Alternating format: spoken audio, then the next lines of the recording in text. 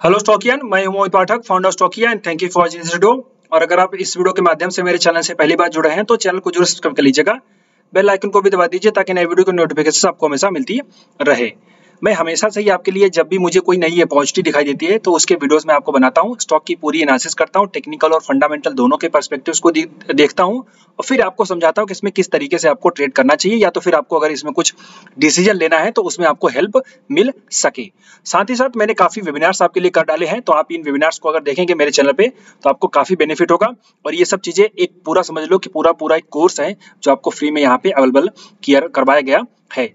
जैसे कि फंडामेंटल वाला आप अगर देखेंगे तो पूरा 4-4.5 घंटे का फंडामेंटल का कोर्स है, तो आप इसको जरूर देखें, समझें और चीजों को अंडरस्टैंड करें। और मैंने आपको एक और फैसिलिटी दे रखी है, अगर आपको कंफ्यूजन रहता है तो आप मुझे इस नंबर पे कॉल करके पूछ सकते हो, रिप्लाई ले सकते हो, ताकि आपको प्रॉपर लर्निंग मिल सके। ओके, सो डेफिनेटली अगर आप आपको वीडियोस अच्छे लगते हैं तो लाइक जरूर करिएगा, अपने दोस्तों के साथ भी शेयर करिए ताकि उनको भी ये बेनिफिट मिल सके।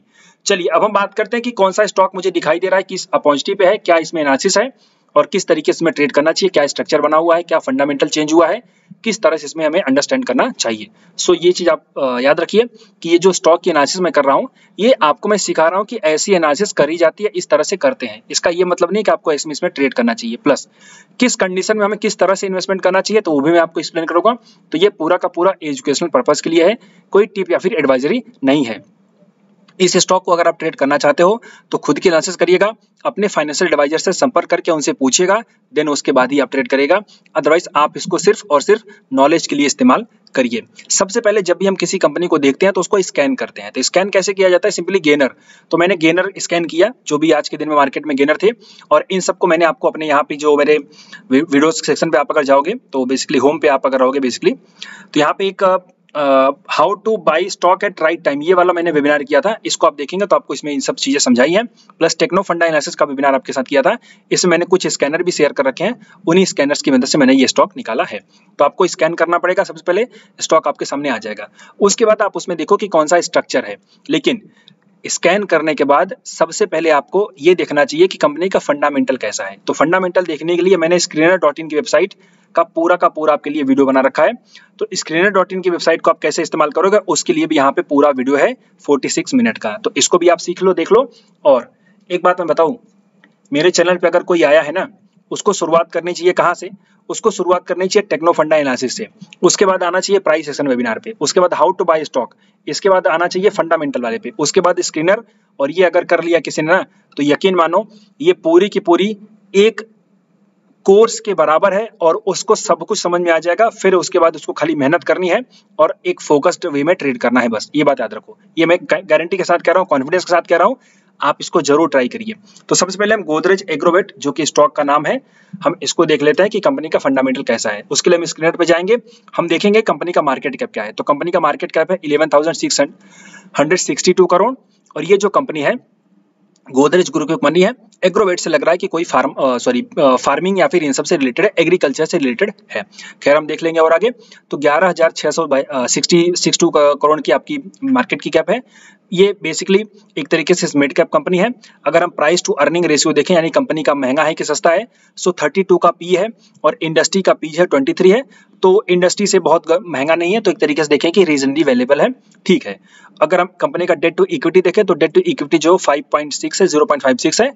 तो इसका मतलब है कि कंपनी में थोड़ा सा कर्जा तो है, बट दैट इज ओके, जो कि 1 से ऊपर नहीं होना चाहिए।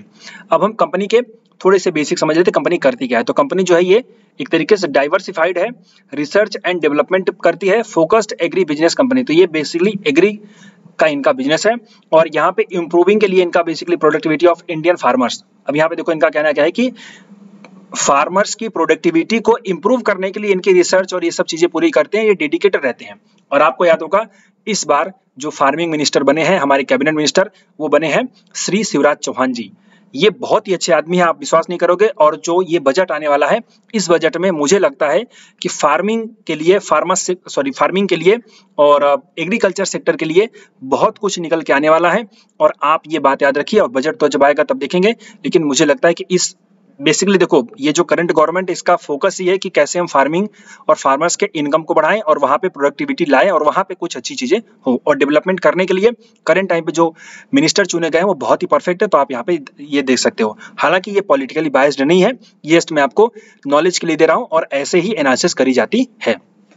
तो बेसिकली मोटा मोटी हम समझ गए कंपनी कहाँ पे है। अगर हम इसमें समझे कि मेन इनका एक तरीके से बिजनेस का कोर क्या है, तो एनिमल फीड करते हैं, बेसिकली एनिमल्स को खाने के लिए जो चीजें हैं उनको करते हैं। क्रॉप प्रोटेक्शन में है ये लोग, पाम ऑयल में है, diary and poultry and process food में है, इन सब में है इनका काफी बिजनेस। अगर हम इनके बिजनेस को अच्छे से पढ़ना चाहें तो इनके एनिमल फीड बिजनेस से 50% की रेवेन्यू आई है इनके पिछले 2023 में, जो पिछले साल का था ईयर था, यहाँ पे 50% की रेवेन्यू इनकी एनिमल फीड से आई है।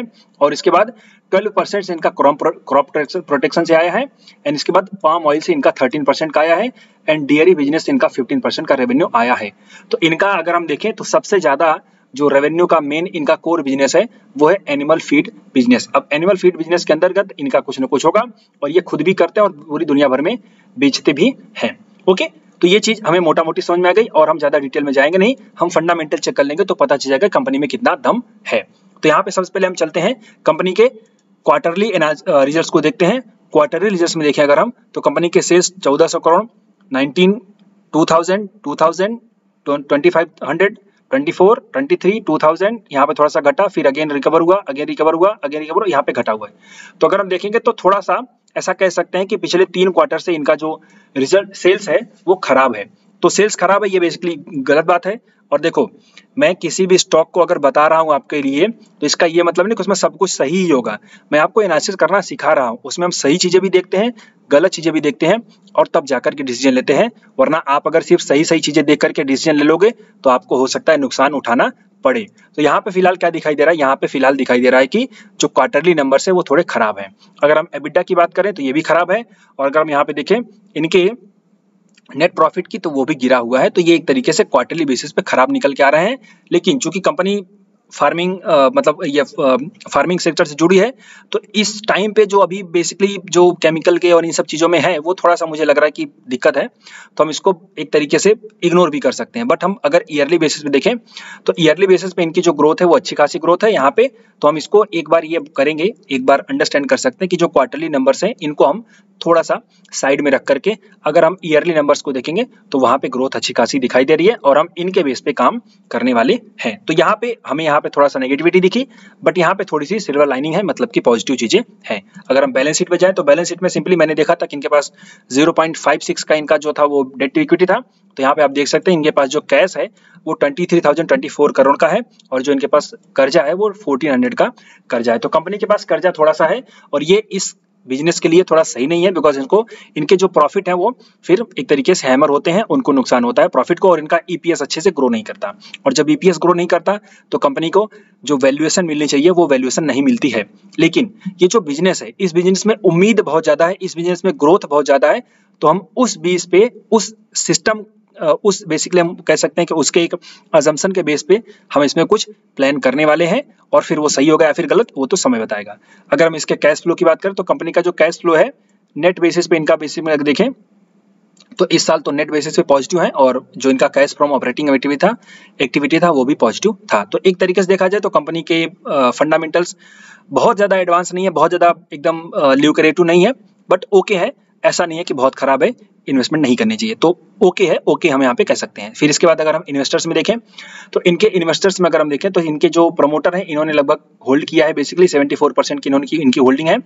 और यहाँ पे जो FIIs हैं ये जो है कि आपके एंट्री ले रखे थे, बट इन्होंने थोड़ा सा घटाना शुरू कर दिया है, तो कोई बात नहीं। बट इन्होंने एंट्री ली थी, जब ली थी तो अभी भी ये होल्ड में ही है, इनको बहुत ज्यादा प्रॉफिट हुआ नहीं होगा, बिकॉज उन्होंने एंट्री ली थी 2020 में, और उसके बाद से जो प्राइस है बहुत ज्यादा मूव नहीं करी है, तो अभी भी ये होल्ड में ही है। घटा रहे हैं थोड़ा बहुत, लेकिन बहुत ज्यादा नहीं घटा रहे हैं। अगर हम यहाँ पे बात करें DIS की, तो DIS भी कांस्टेंट है, ये भी ठीक है, पब्लिक के पास बहुत ही कम होल्डिंग है, तो ये एक तरीके से सही है। Okay, so that is okay कि यहाँ पे चीजें फंडामेंटल में सही है। अब हम टेक्निकल की बात करते हैं, टेक्निकल पे देखेंगे तो हमें ज्यादा अंडरस्टैंडिंग मिल जाएगी। सो टेक्निकली अगर मैं आपको दिखाऊं तो यहाँ पे वीकली चार्ट मैंने ओपन कर रखा है। वीकली चार्ट में आप देखेंगे तो इसका जो IPO आया था उसके बाद नीचे गया, फिर इसके बाद ऊपर गया, कंटिन्यू हुई है, फिर साइडवेज के बाद डाउनफॉल में रहा।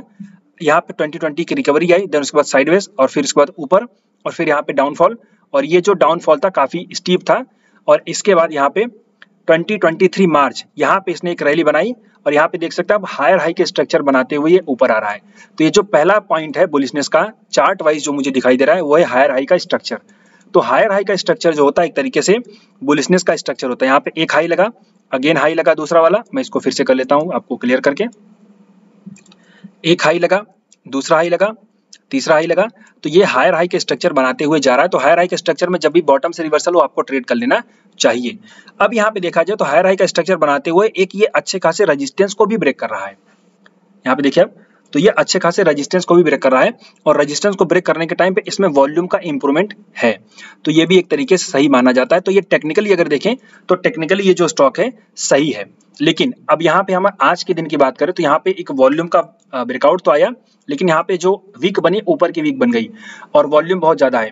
तो ऐसे केस में हम थोड़ा सा नेगेटिव हो जाते हैं, ये बात आप याद रखो। बिकॉज अगर अपर वीक रहती है तो हम यहाँ पे थोड़े से नेगेटिव हो जाते हैं, फिर उसके हाई ब्रेक होने पे हम ट्रेड करते हैं, ये भी याद रखिए।